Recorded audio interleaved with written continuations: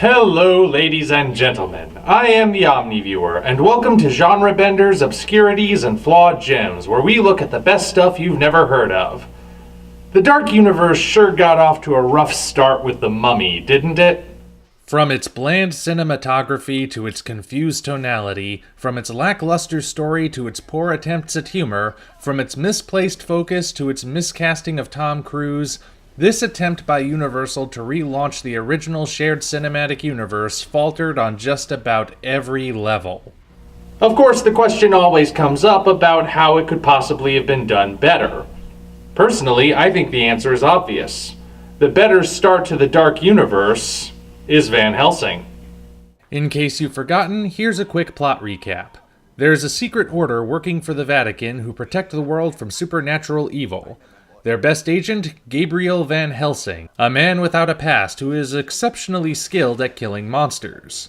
In 1887, Van Helsing's latest assignment is to venture into Transylvania, where Count Dracula and his brides are hatching a dastardly plot involving both the Wolfman and the Frankenstein monster. At stake is not only a vampire plague which could potentially spread all over the world, but the souls of the slowly dwindling Valerius family, none of whom will be able to enter heaven until the Count is slain.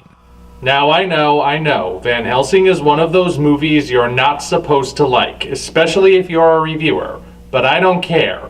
I like Van Helsing. I've always liked Van Helsing, and I'm not ashamed to admit that I like Van Helsing. In fact, I've noticed a lot of people coming out of the woodwork recently who also say they like Van Helsing, especially since the Dark Universe Mummy. So what is it about this movie that appeals to myself and others? And are the flaws really as bad as people say? Let's answer the second part of that question first. The common criticisms people have leveled against Van Helsing are that it's derivative, it's campy, and it's not really scary. Personally, I think all three of these issues are easily addressed. The derivative nature is undeniable, especially considering this version of the Van Helsing character is suspiciously similar to another character played by Hugh Jackman, Wolverine. The similarities mostly come down to how both characters have amnesia, are a bit cynical, have issues with authority, and are especially violent. Also, there's this shot.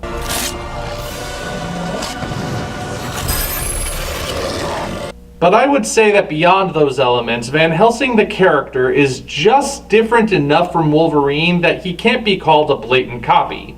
It's kind of like what we see happening in the Marvel Cinematic Universe.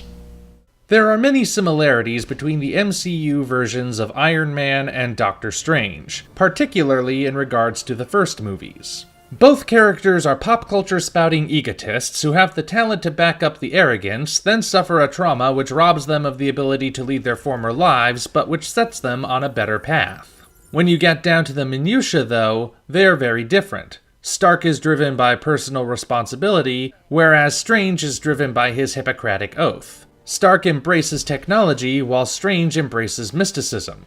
Stark doesn't hesitate to kill, while Strange only kills once and swears never to kill again. See? They're different once you get up close and really look at the details. And I think the same thing applies to Van Helsing. Wolverine is impulsive, abrasive, and it takes a lot to convince him that he should do the right thing. Van Helsing, meanwhile, is better at planning, not as opposed to companionship, and is always on a mission, even if he doesn't always stick to the parameters of said mission. Also, he has a clear faith base, which Wolverine does not have. So while there are similarities, I see no debilitating harm caused by them, and the differences are clear enough to make them distinct from each other. As for the movie being more campy than scary, well, it never pretended to be anything else. Van Helsing was never billed as a horror movie. It was billed as an action movie reinterpreting horror franchises. As such, it was meant to be more fun than scary, and the camp is part of that fun. Sure, shots like this one of horses leaping over a broken bridge are over the top and silly, but that's the point. As far as I'm concerned, criticizing an action movie for not being a horror movie is a bit like criticizing a cat for not being a ferret, in that the fault doesn't lie with the thing being critiqued. But enough about all that stuff. What is it about Van Helsing that works, and what makes it a better start to the Dark Universe than the actual start to the Dark Universe? Well, for starters, Van Helsing is just a fun movie. As I said, part of that is owed to the camp factor, which plays up the craziness of the whole scenario, which is appropriate. After all, when you've got a movie about a monster hunter for the Catholic Church who uses steampunk weapons to fight vampires and werewolves, how can you not go crazy with it? But the movie never mistakes campiness with a lack of respect. This isn't one of those super ironic movies that seems to think the source material and the fans are stupid and should be treated as such, like the recent films of The Green Hornet and The Lone Ranger. Yes, Van Helsing is silly, but it never goes into full-on self-parody with its reinterpretation. It walks the fine line and manages the balancing act for a consistent tone throughout. You know, unlike that other movie. Expanding on that idea of respect and tone, I think that's what really makes Van Helsing work for me. Despite the fact that we're seeing very different interpretations of Universal's three most popular monsters, it never treats them with anything other than the deepest respect. One of my biggest issues with the Dark Universe Mummy is that it didn't really focus on the monsters. The focus was on Tom Cruise's character, Nick Morton, a guy we had no reason to like and who had no idea what was going on. The more interesting monster characters, Princess Amunet and Dr. Henry Jekyll / Mr. Edward Hyde, were instead relegated to the sidelines. They barely had anything to do, and what little they did do still somehow shifted the focus back to Nick, to the point where they felt like gratuitous elements in their own film. Sure, there was potential for some great stuff there, but it was potential that went unrealized. In Van Helsing, the devils get their due. Dracula is the main antagonist, as he should be, and he is exactly the kind of hammy villain a movie like this deserves. Despite being unrepentantly evil and incredibly powerful, he also has a strange level of humanity. Even though he's not the self-loathing vampire archetype we've seen so much of lately, he and his brides are still trying to achieve something which, as vampires, they can't do: reproduce naturally. It's not something you see often in vampire stories, and although the results are grotesque abominations who threaten the world, you can still understand Dracula's desire here.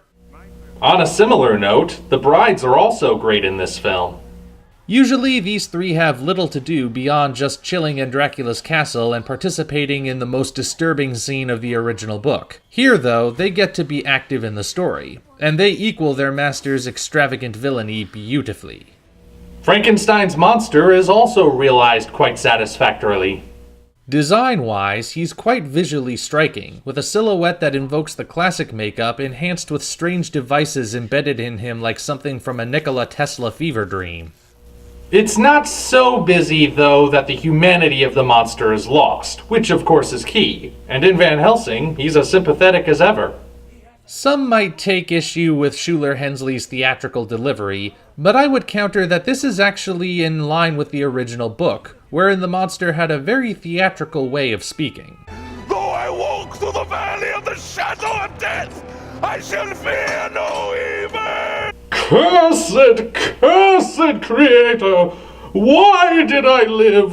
Why in that instant did I not extinguish the spark of existence which you had so wantonly bestowed? On top of this, he's worked into the plot in a way that feels perfectly natural and logical, which is important for this kind of monster mash. Igor and the Wolfman are the weakest of the villains in terms of execution, but even they are not lacking in value.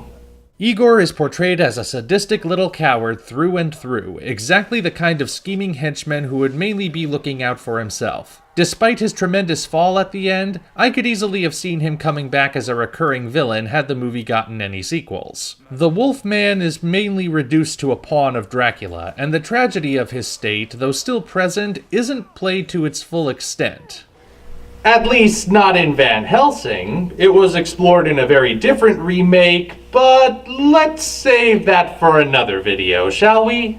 Making up for it, though, is a strikingly cool design and a transformation sequence that manages to be memorable thanks to how different it is from other such sequences. Then, of course, there's Gabriel Van Helsing himself.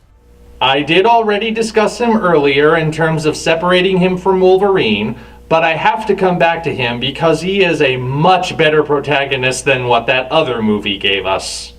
The issue with Nick Morton is, Well, let's not kid ourselves. There are tons of issues with him, especially as a protagonist. He's not likable, he spends most of his time on screen acting either confused or like a jerk, yet we're supposed to root for him as the chosen one who somehow becomes a god at the end of the film.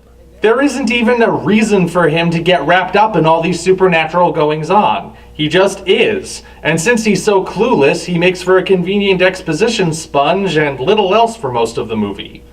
Van Helsing, however, does have a reason to be wrapped up in everything. Much like James Bond, this is his job.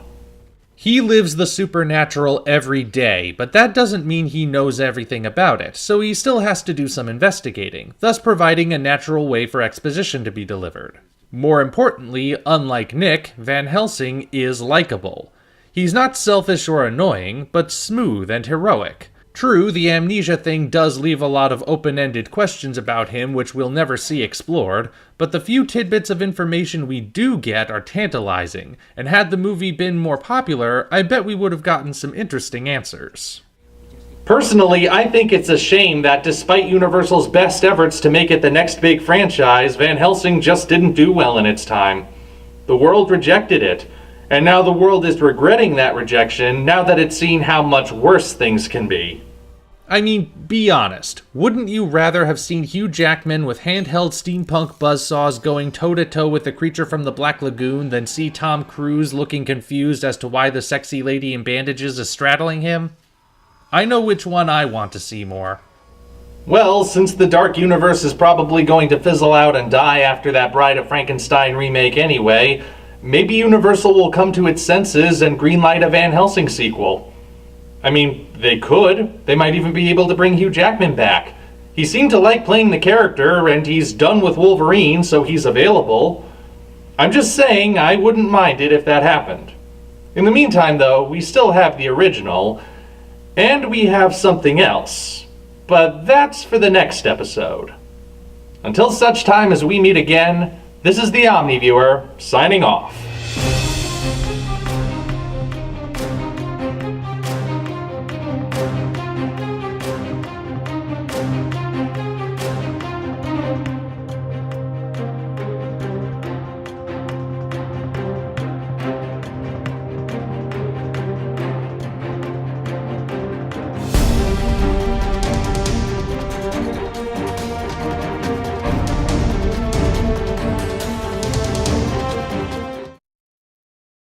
I see the Wolfman hasn't killed you yet. Don't worry, he's getting to it.